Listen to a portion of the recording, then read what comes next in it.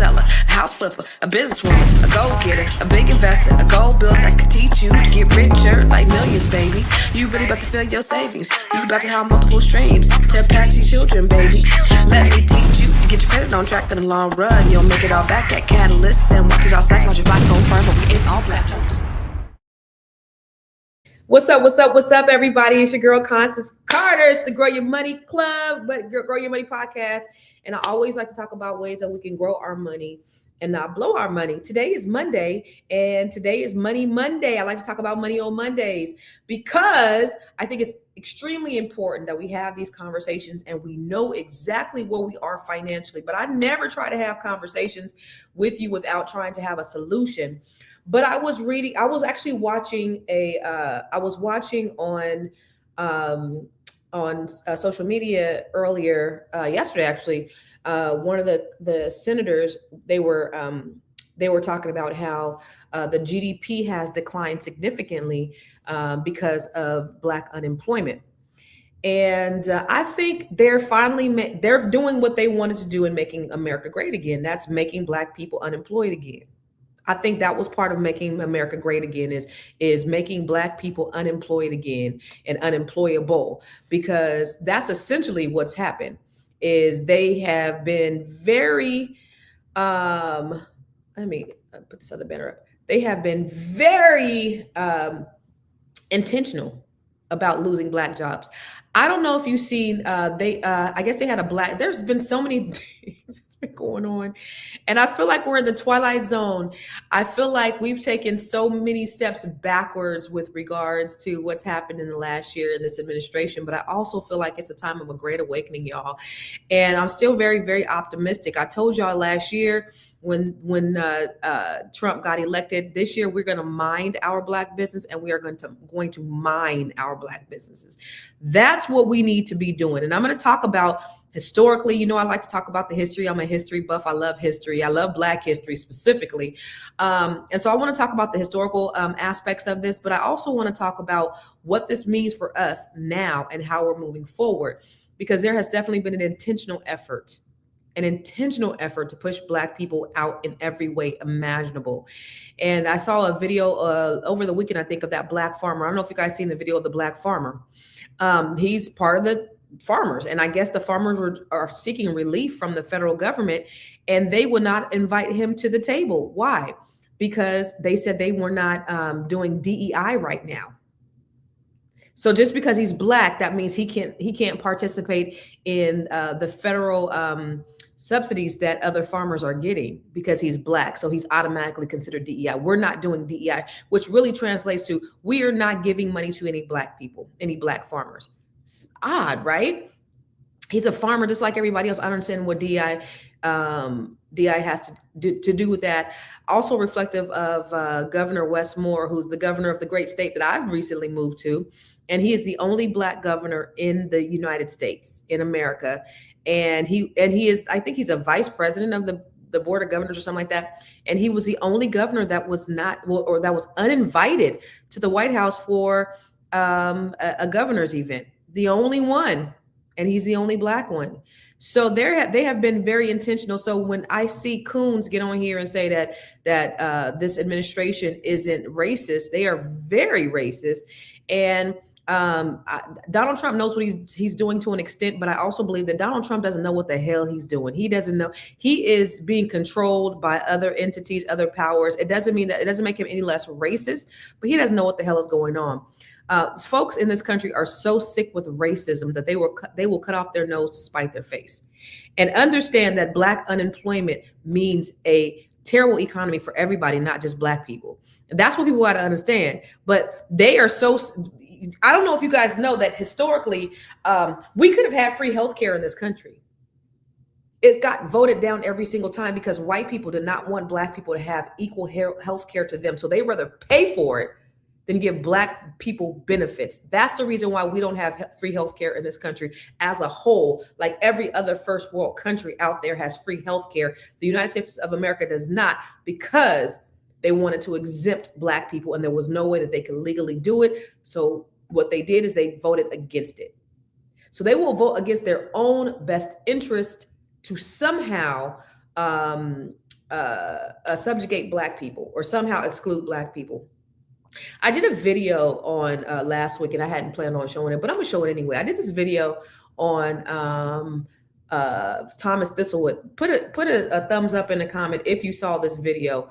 But it is very brutal, and I'm going to tell you, discretion is advised if you want to watch this video, because viewer discretion is advised, because it tells the horrors of slavery and just the sheer brutality.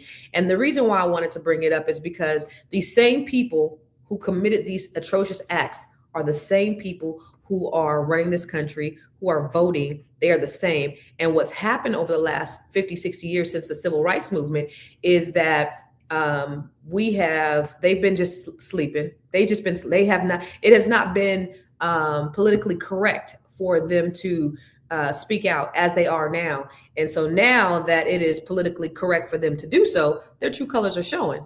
And so I just want to show you, let me just show you this video, because I need you to understand the level of depravity that we're dealing with when we're dealing with a lot of these people. And the Epstein files ain't got nothing on what's happened to black people over the years. And I'm not disregarding that, but I need you to understand that these people have always been depraved. This is nothing new.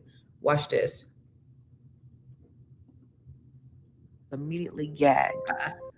Derby was made to shit in his mouth and was immediately gagged. Derby was made to shit in his mouth and was immediately gagged. That is a direct quote. Those are not my words. That's what was written in a diary in the 1700s by a British plantation overseer in Jamaica named Thomas Thistlewood. Derby was an enslaved man who was caught eating sugar cane, and for that he was beaten. Another enslaved man was forced to defecate in his mouth, and Derby was forced to eat it. Then his mouth was gagged, sometimes sewn or bound shut so he couldn't spit it out. This punishment had a name. It was called Derby's dose. This wasn't even the slave owner in rage.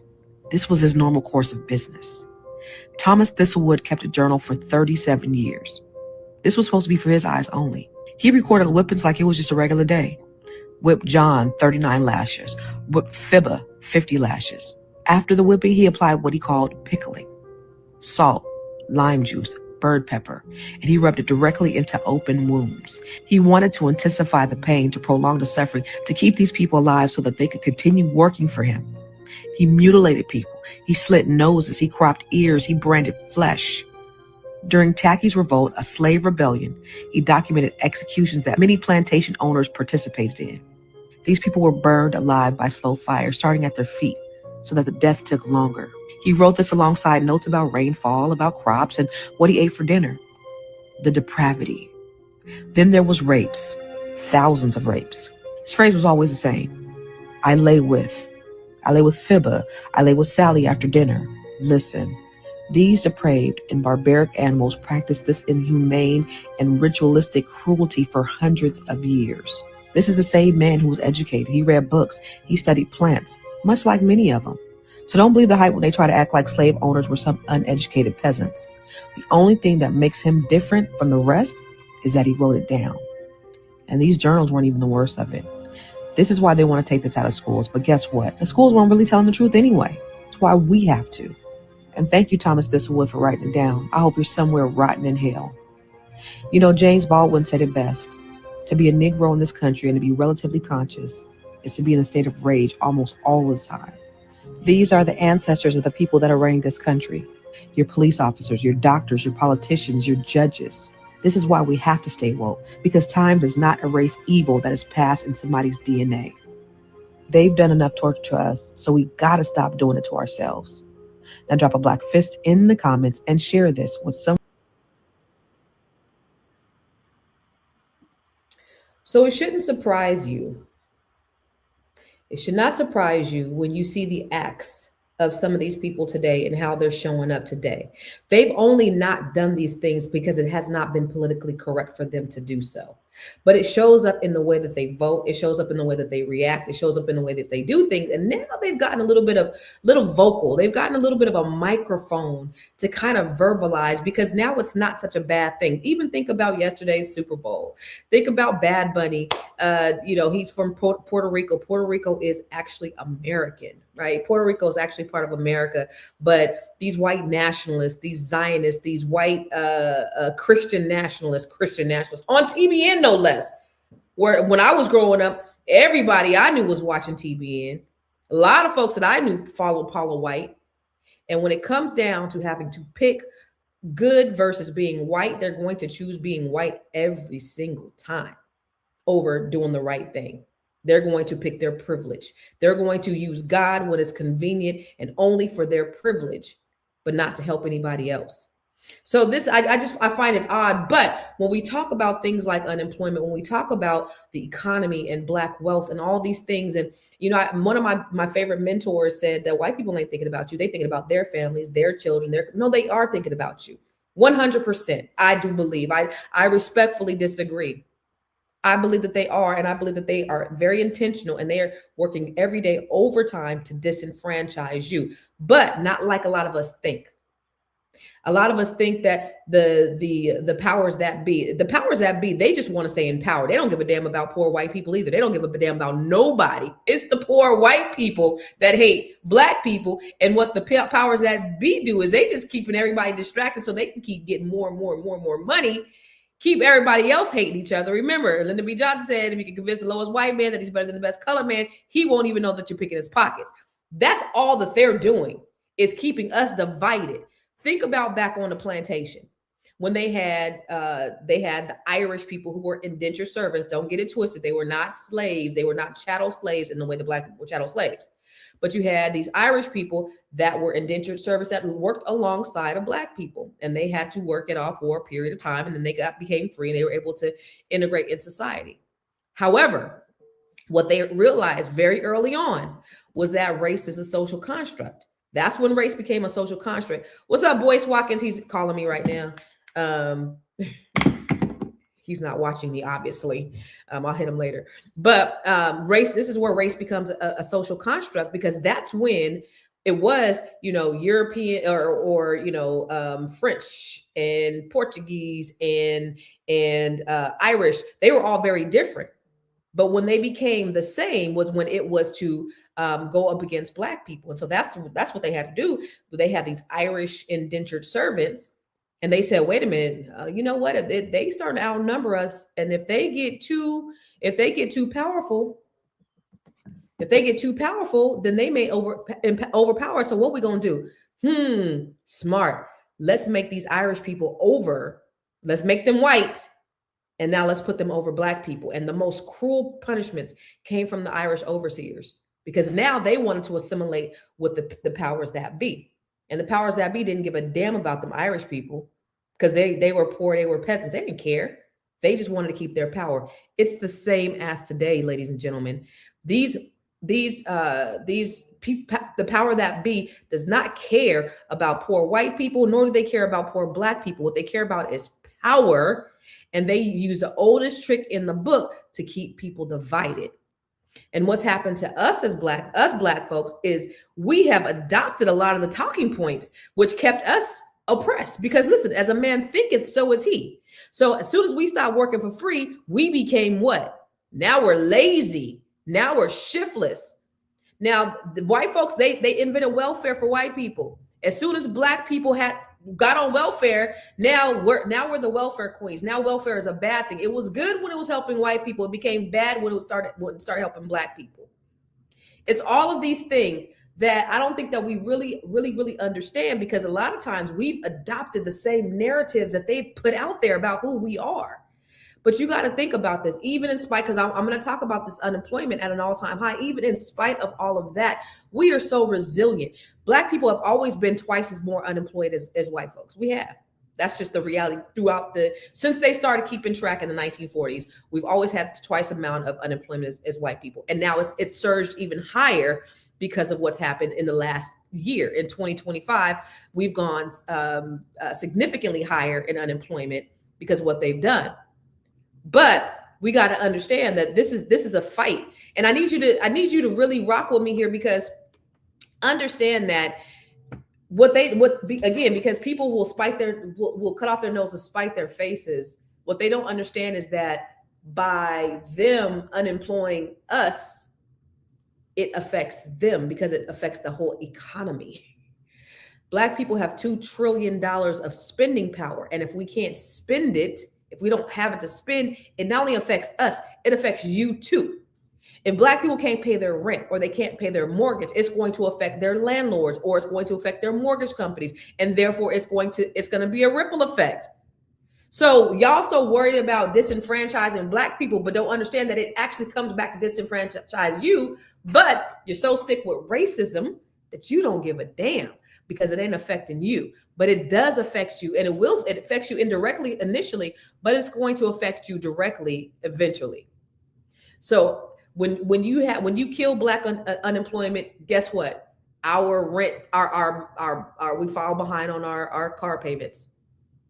We stopped buying foods. Do you know when they laid off all those people in the federal government, it also affected the restaurants around there. It affected the economy in that area as well.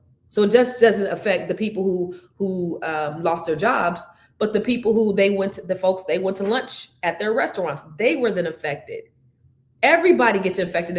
Like you think we ain't going nowhere? No, we spend money. If we were a nation, we will be the 5th largest nation. Our economy, our GDP took a hit of $72 billion or something like that. $72 billion lost GDP because of Black unemployment. Come on now. So we have $2 trillion of spending power. You don't think this is going to affect you? It absolutely does. But we're still here. We're still resilient. And we've been that way since the inception of this country. When we worked for free, we made something out of nothing. When you subjugated us, when you wouldn't allow us to go to your schools, we created our own schools. And guess what? Black kids were performing much better when they were at their own schools. We had our own hotels. We had our own restaurants. We had to make do with what we had, even though you gave us your scraps. That tells you how resilient Black people are, because we took your scraps. We took your damn chitlins and we made a nasty ass delicacy out of it, because that's what we do as Black people. We make something out of nothing. And so now when you have folks who are now starting to feel the burn, because understand that the government doesn't care about poor people, whether they're Black or white. That's why you see ICE attack even white people, because they don't give a damn about you either. But you're so sick with racism that you are fighting with us when we all should be really fighting them, and we're not. And that's the thing. And that's the thing that we have to understand. I want to real quick, I need to tell you why we're here, because I always like to give a solution, but I have what's called the Grow Your Money Club, and I'm going to be right back. While everybody else is out here blowing their money, you about to be growing your money. How? Inside the Grow Your Money Club, this is your one-stop wealth building training hub designed to help you build, grow, invest, and diversify your income. You have the credit bundle, which is going to help you to increase your credit IQ with business credit, personal credit, with the credit repair masterclass. And then you have the real estate bundle. This is where we're going to show you how to invest in tax deeds, land banks, how to buy a house separately from your spouse, the Living Trust ebook, and from Campus Cash Flows, showing your children how to become real estate investors. In the investor bundle, you're going to learn how to invest using Robinhood, the investor success formula, and the wealth map 6-phase blueprint that shows you how to build, grow, and invest your money. And finally, the business builder bundle. This is where we show you how to establish your entity and build business credit, how to obtain government contracts, how to create jaw-dropping video content, how to write and publish your best-selling book, and even how to bring your idea to life. You can purchase each training a la carte, get the bundle that fits your goals, or unlock the 12-month roadmap, which is your full access pass to every single training inside the Grow Your Money Club. While they're spending, you stacking. While they're watching, you winning. Join the Grow Your Money Club today. All right, so listen, we're at 7.5% unemployment. Okay, we were at 5% or 6% last year before Trump got in office. And here's what people don't talk about. The government did not track unemployment until around 1940. So even before that, of course, we were sharecropping. We had, menial jobs. We had maid jobs.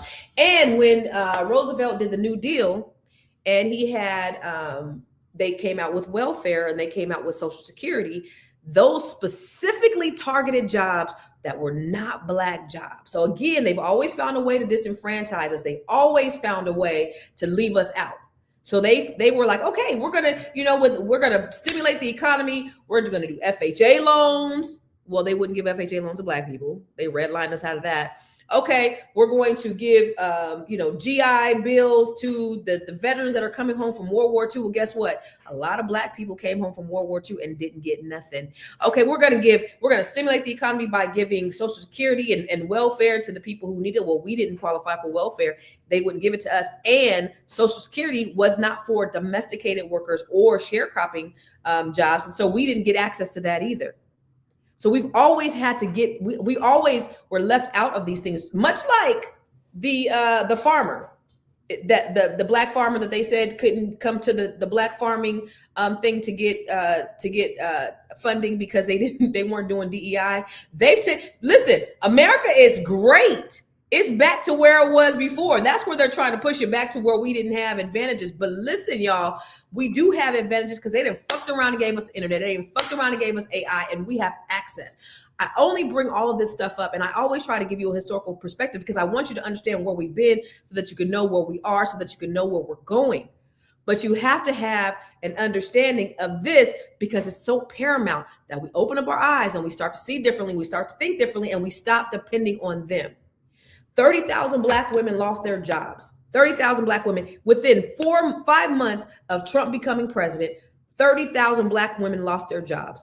Good portion of them were federal government jobs. Remember when Elon Musk came with his what was that saw, that axe or whatever, and he's cutting. And Doge was a complete failure. So now, as a result of Doge coming in, now we don't have services. Now, IRS. Well, I'm kind of glad that the IRS, they cut a lot from the IRS, but a lot of the services are no longer there. So what happens now? We have to wait a lot longer. We don't have access to a lot of things that we had before, and they did that without even thinking. There was no thought to it. You know why? Because Trump doesn't know what the fuck he's doing.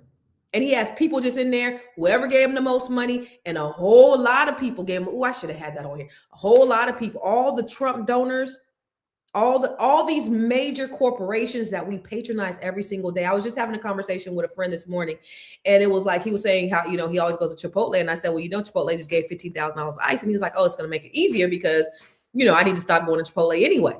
But it's like, okay, but I can't go to Home Depot because Home Depot donated to Trump. We ain't going to Target. Okay, that's cool. But we still going to Amazon. Well, Amazon just paid $73 million for Melania's whack ass biography or whatever that movie, that whack ass movie. So we're stuck in the matrix. Because if we don't patronize them, then we don't eat. We can't get Amazon. And that's the reason why we have to like pick and choose who we're going to dismantle. So Target was on the chopping block. Now we got to move to something else. Amazon is so damn convenient. Like, what are we going to do? How do we get away from being dependent on Amazon? Because now, since Target's gone down, Amazon has gone up significantly. We're not walking in I have not been in Target, but I drove by Target the other day and I saw, well, I live in a mostly Black area. So if Black people ain't shopping there, ain't nobody shopping there. But it was Black folks coming out, but it was not as full as it used to be when we were shopping. I said that to say that we're all like caught up in the matrix. But we still have to survive. We still have to thrive. But there are things that we can do to make sure that we insulate ourselves from becoming victims, because they're trying to make us victims. They're trying to take it back to the 1930s and 1940s and 1920s. They're not going to succeed, because we got to look at what we did with the scraps that we got in the early 1900s. Look at the shit that we built with that. Look at the culture that Black people created with that. Okay. So now we got some scraps because we already are hella smart, hella brilliant, hella resilient. So look at what we're getting ready to do with that. But understand that when you take away from us, you're taking away from yourself. No doubt. We got $2 trillion of spending power. Only 2% of our money is spent in Black communities. Do you know why? Is it because we don't love each other? Is it because we don't like each other? Let's look back to Black Wall Street. Let's look back to Tulsa, Oklahoma, back in the 1930s, when Black people couldn't do anything but spend money with each other. The dollar circulated a year before it left the community. And when Black Wall Street, or when Greenwood and Black Wall Street was burned down, and they killed all those people for no reason. And this happened so many times when they killed all these people. What did they do? They rebuilt. Yay, we rebuilt it. We didn't have 600 businesses. Now we have 300 businesses. And then Black Wall Street finally died forever. How? Integration. Because when we no longer had to do business with Black people, we stopped doing business with Black people. And so therefore, now all of our economy is gone. So now we're moving from the South and we're moving up north, and we're going to the Great Migration is happening, and we're going to all these places all over the country. We're going to the north, we're going to the east, we're going to the west. We're leaving the South because they said that it's better. And it was. Black folks, 1919, Black folks got lynched in record numbers all over the country for no reason. So Black folks were fleeing the South for a better life. But what happened when we came into those neighborhoods? White flight. And what happened when you had white flight? You had what's called urban decay. Because when white people left the urban areas, the white economies sank because businesses started closing their doors. Government stopped their investments in those communities. So they didn't turn to ghettos because Black people are just trifling and shiftless and lazy and that we don't take care of nothing. They turned into that because the federal government also aided in starving these communities so that they would turn into shit, so that they would be blighted. That was part of an effort from the government. That now you have these communities, we don't got no jobs, right? Take the jobs out. We don't got no local economies. We're a social experiment at this point. Let's just throw some drugs over there. Boom. CIA throws drugs in these communities. And so we're going to put some guns over there as well. Let them kill themselves and be on drugs. This is all these things that happen to us. Not everywhere. And so I need people to understand that there are certain areas that we have been disenfranchised, but Black people are thriving in a lot of other areas. We are not only victims, we are victors at the same time. Two things can be true at the same time, right? But these are systemic or systematic things that have happened in our communities that have gone on, that have tried to destroy us time after time after time. And through it all, we've been able to rise like out of the ashes like phoenixes. However, this right here, what we're going through with this unemployment, is a continual of the attack. So now we were able to kill them. All right, we can't really kill them no more because it's kind of bad. It's bad optics. How do we look around the world? We can't look like, because Hitler took his playbook from the United States. We can't really kill them no more. So what do? We allow them to kill themselves. We starve them. We put them in poverty. We take out these local economies. Again, we still were able to spend money back then, but when you take away the jobs and you take away the things that we can spend money with, now we can't spend money in these communities. So let's take all this stuff away and let's continue to over police them, send them to prison. Remember, there's more people in prison now than there were when they were slaves, and there were slaves during the slave time. The 13th Amendment says that the abolishment of slavery is abolished except for in the instance of prison. So we still have slavery. It's just slavery of another name. So now we want to send them to prisons, and we're going to give them diseases.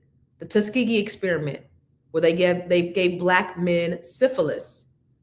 They have been sterilizing Black women, the Mississippi appendectomy, where they've sterilized Black women for against their will. They have been sterilizing women in California up into the 2000s, y'all. This is not anything that is ancient history. This shit is going on right now.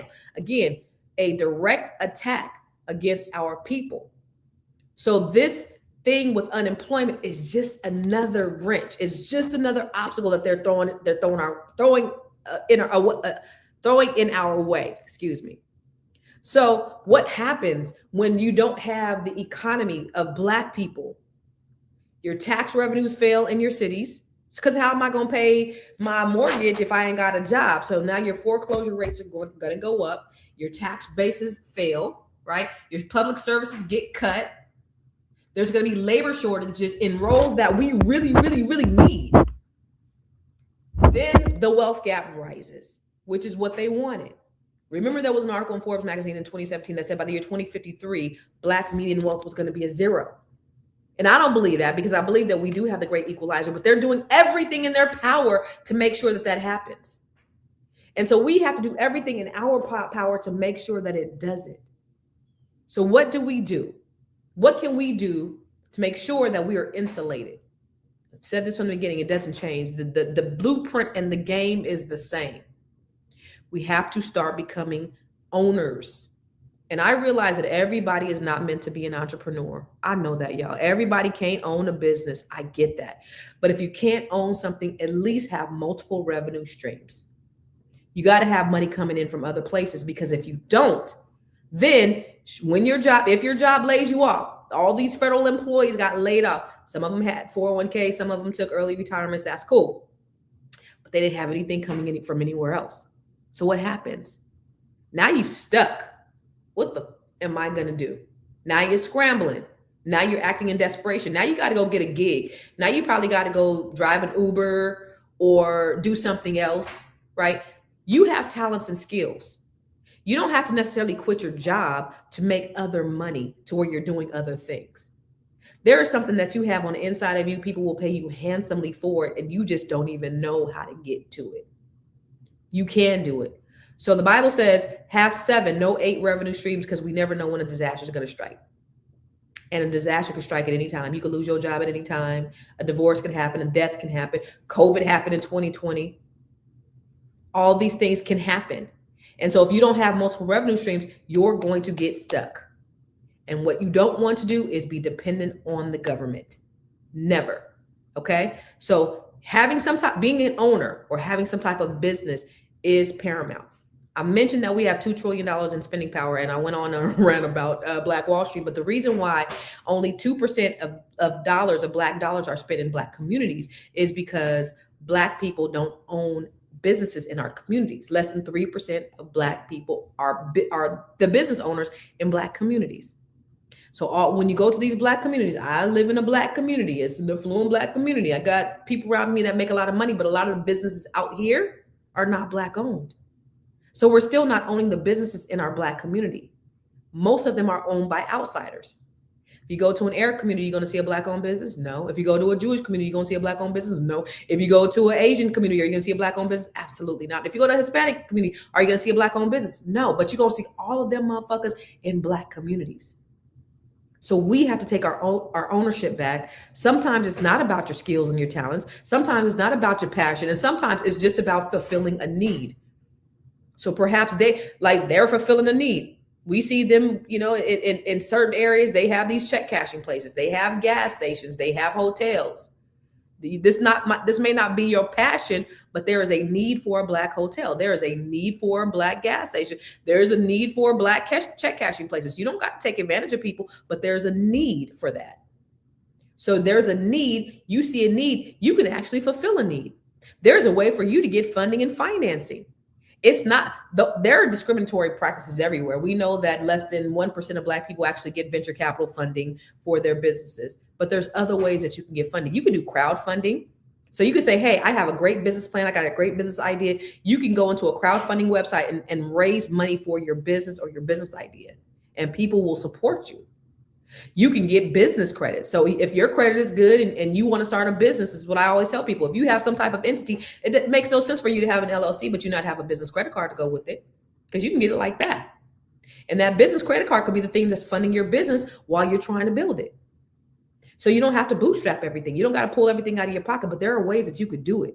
There are things that you could do. You could make a way out of no way.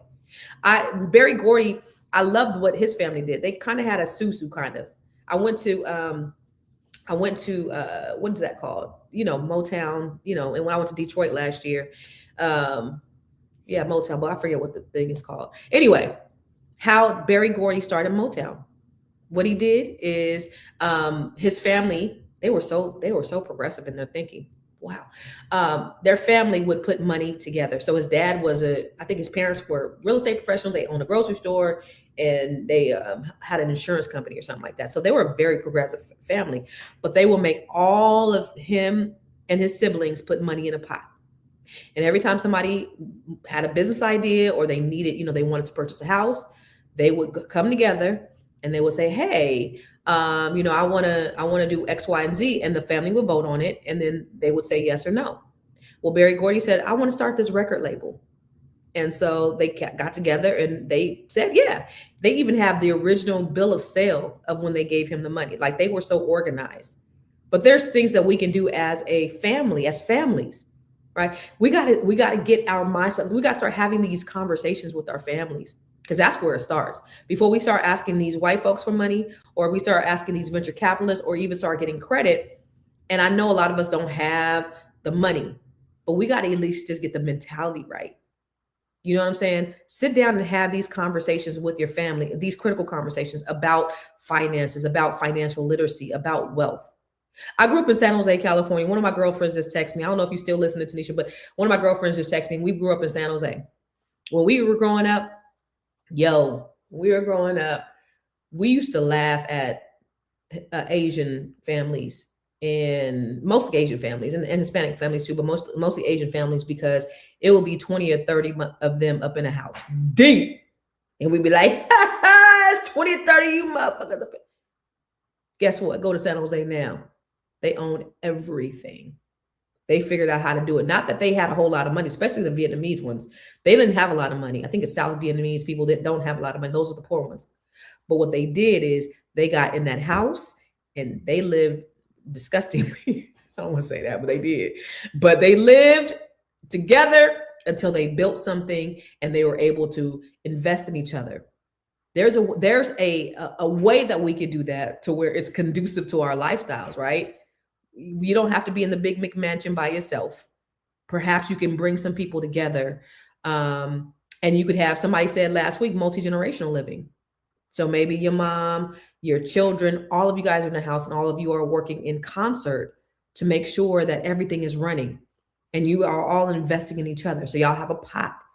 And maybe you just put in $100 in a week or $100, a couple $100 in a month or whatever, but you're building together until one person's able to get out and do something. We investing in this person, and then we're going to invest in this person. We're going to invest in this person. But now more than ever, we have to lean on each other. We can't be thinking about this rugged, Eurocentric, individualistic mindset that we have been taught. We cannot. Black folks, we are communal by nature. We've always been. It's in our DNA. And so we have to have a community of people that we're working with. And that's why number 2, practicing collective economics is paramount. The reason why Black Wall Street failed the second time was because we failed to do business with one another. Because when we no longer had to do business with each other, we stopped doing business with each other. So I don't give a damn what nobody says. I'm always going to go Black first. Doesn't mean I'm anti anybody else. Other people do it unapologetically. But as soon as Black folks start talking the same talk that everybody else is doing, then that's when it becomes a problem. Why wouldn't I go to somebody that other people refuse to go to just because of the color of their skin? If you've ever been to any of my offices, so Black owned business, we were Black owned, we were not Black only, right? So I had everybody working for me. So just because we were Black owned didn't mean I'm not anti anything else. We're Black owned. However, not a lot of white people work for me, not because I did not want them to work for me, but they did not want to work for me simply because I'm Black. Beautiful office, beautiful vibe, beautiful energy, beautiful setting, pristine. You come over, my office is on the water. Furniture's very modern, Art Deco, beautiful. The energy is amazing. The greeters are on point. It's clean. Environment's great. Energy's great. And the few white people I did have working for me, they go, I didn't know that people were really racist. Well, what do you mean? They asked me why I was working for that Black company, but they don't know that I made 3 times more than I ever made working for, as a top producer, working for the big franchise companies. I make 3 times more with you, Constance, than I made working for a Prudential, a Coldwell Banker, a Keller Williams. And folks wouldn't come to me because I'm Black. And that is simply okay. I was okay with that. I was okay with attracting the people that we needed to attract. It was what it was. But I'm telling you, the first thing that I will do is I'm always going to work with somebody Black, because other people will not work with them simply because they are Black. Now, it doesn't mean that every Black person does great business. I'm going to give a Black person the opportunity to not do good business first. And then before I X them off the list, I'm going to talk to them and try to give them positive feedback. Hey, this has been my experience. This is my experience. This is what happened. And sometimes and I've done that. Sometimes they're receptive and sometimes they're not. Okay. but I've definitely done it, and I'm never going to stop going to Black-owned businesses first. I remember one of my agents saying, all the people that you choose to do the work here are all Black. Yeah. Period. So there was no explanation needed. It was what it was. I'm always give us an opportunity first, because other people will not give us an opportunity. So we got to start practicing collective economics. Also, maintain your credit, people. I know during this time of uncertainty, you may have to let some things go. If you are one of those 300,000 people that were unemployed, call your auto company. Tell them what's going on. Tell them I need some deferments. Call your mortgage company. If you've been laid off, your mortgage company will work for you. They will do deferments. It's easier to get your deferment from a house that you own than from a house that you rent. If you late on your rent 5 days, you will get a notice to vacate. Okay? Unlawful detainer, a notice to pay or quit. That's what you will get. If you have a mortgage, then your mortgage company will work with you. They will do a loan modification, they will do a forbearance, or they will do a deferment. So call all your creditors and say, I'm having a hard time. I just got laid off. Please defer my payments as long as you can. Some will do 30 days, some will do 90 days.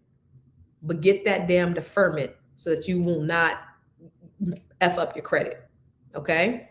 That's another thing, because your credit is going to be key. Now, you can rebuild credit, but your credit is leverage to build wealth. Okay? So make sure that your cash flow, try to, hopefully you guys have put some money away. Hopefully you got some investments in some stock, your retirement. But now it's time to really cut some things back. Download the Rocket Money. There's some other apps out there, but it'll tell you everything. It'll give you a snapshot of your entire budget, your financial situation. This is how much I spent. This is how much I made. It'll look at all that stuff, and then it'll say you have all these subscriptions. A lot of times it will have a $15 subscription here, a $10 subscription there that we have even forgotten about. And so get rid of all that and try to cut as much fat as you can, minimize as much as you can. You might not need that latte. You might not need that cable. Do whatever you can. But even if you're not in a position where you've lost your job, these are things that you should be doing anyway to cut back the fat. And then the money that you're able to save, put it in something that's going to yield compound interest. Not just a savings. Don't put it in the bank account because you're making 0.23% interest. Put it in something else, whether it's some type of high yield savings, whether it's a permanent life insurance policy, whether it's stock, S&P 500. Put your money in something else that's going to yield a greater return on your investment. Okay? Because that's going to be the thing that is really going to help you in those tough times. Because imagine, they say we need 6 months of our bills because we never know. Most people don't have a month. Most people are living paycheck to paycheck. And most of us are a paycheck short of being homeless. So it's important that we definitely get in on business ownership, investing. So take your money out the bank and put it in things that are going to generate compound interest. Having multiple revenue streams. Right now, a lot of folks are doing these gigs. They're doing Uber. They're doing Instacart. They're doing Lyft. Do whatever you got to do. But whatever extra money you get, take that money and invest it and don't utilize it. We got to start thinking about how we can grow our money and not blow our money in times such as this. The reason why I went through the history lesson is so that you can understand the mind of these people who are trying to disenfranchise you. I don't give a damn what nobody says. Oh, they're not. Yeah, no, they are trying to disenfranchise you. They're doing everything that they can to ensure that they suppress you in one way or another. And that's the unfortunate thing, though. They're so sick with racism that they don't understand that not only does it affect you, but it affects them. It is a ripple effect, and it will end up coming back to affect them. But they gave us the AI and the internet, and we now have more technology in the palm of our hands with our phone than they had when they put the man on the moon. And create your businesses with this. One of my favorite books is Outliers by Malcolm Gladwell. Anybody ever read the book Outliers by Malcolm Gladwell? He talks about 10,000 hours to perfection. And he talks about, I love the way he writes, but one of the things he says is that, it takes 10,000 hours to become great at something. And he had all of these different examples, the Beatles and Bill Gates and all these different people who did their craft by happenstance, and they became experts because they practiced at 10,000 hours. There's 10,000 hours that you waste every year. And you know what it is? Scrolling. Imagine if you took the time that you did scrolling and you did something productive, where that you put this time, because it doesn't even have to be your money, right? Because investing your money is important, but investing your time. So instead of scrolling, perhaps you could start reading something that is beneficial. Perhaps you could start listening to something that's beneficial, that's going to enhance you in one way or another. But there's little movements, little needlepoint movements that we can do every single day that's going to change the trajectory of our lives. What we put inside ourselves, how we listen, what we do. I had been working out for 16 years. Last year I stopped because I started coming live every single day, and I was preparing. I was doing all this stuff to prepare to come live. So I stopped going to the gym January last year. So I haven't really been to the gym. That was a habit. I go to the gym every day. Whether I go up in that motherfucker, I was there every day, rain, sleet, or snow. And then I was like, okay, I gotta go. And then I just got more and more tired. When I got up in the morning, it was just like, there's nothing inside of me that wanted to go. And so yesterday I went to a Super Bowl party at some friend's house, and I was doing line dancing, and my ass was winded. And I was like, I got to get my ass back in the gym. I said that to say, what you do in the morning, how you start your day off in the morning, whether you start your day off scrolling or you start your day off reading, is going to impact the remainder of your day. So I do this thing called the RAMP method. I teach it to all the ladies that I coach inside my cohort, but I actually wrote a book about it, how to rise, affirm, meditate, and pray. And when you set your day out, and this is available on Amazon, but if what you do in the morning, it actually, it changes the trajectory of your day. And it's going to make you the most productive. All these things going on, with all these things looming, all these things happening, the amount of racism and the amount of stress that we have to deal with just as Black people, right? Just as being Black in America, the amount of stress that we deal with on a daily basis, just being Black in America, taking a moment and pausing and making sure that you're intentional about your day. Every day that you get up in the morning, just being intentional, slow down, rise. Don't just hop up. Affirm, today's going to be a great day. I am important. I'm beautiful. I'm dope. I'm the best. Whatever it is, tell yourself that. And then take a moment to meditate. And that's just hearing from God. That's just getting the downloads. And then you pray. And when you pray, I'm not talking about praying like asking God for things, but I'm really talking about a prayer of gratitude. Just, God, thank you. It's cold as hell out here, but I'm grateful that I'm indoors. You know what I'm saying? Man, right now I have no car, y'all. I don't got a car. I have not bought myself a car. My Tesla was a lease. I finally took it back. And then my Range Rover, I had given it to my daughter and my son, and they blew the engine. Didn't know that. So it's going to cost me like $25,000 to get it fixed. So I don't have a car. So I bought my son a car last week. My 17-year-old just got his license. I bought him a car. Anyway, I said that to say, I ain't got no car, but I'm grateful. I haven't bought myself a car yet. I haven't been outside. I've been snowing in for the last 3 weeks, so I have no need for a car. So that's a blessing, right? I ain't got a car note. But anyway, I'm saying that I have no car, but I'm grateful for the fact that I just bought my son some wheels. My daughter got a car. I don't need a car. I could just kind of get chauffeured. I could do Uber. Thank God for that. Thank God for the little things. Thank God for whatever it is, whatever your deficiencies are, whatever the things that you're going through. It could be worse. It could be worse. So starting your day off that way is going to make sure that you're productive, and it's going to open up your world to so much more, all the blessings, right? So regardless of what's going on with the federal government, there's things that you can do.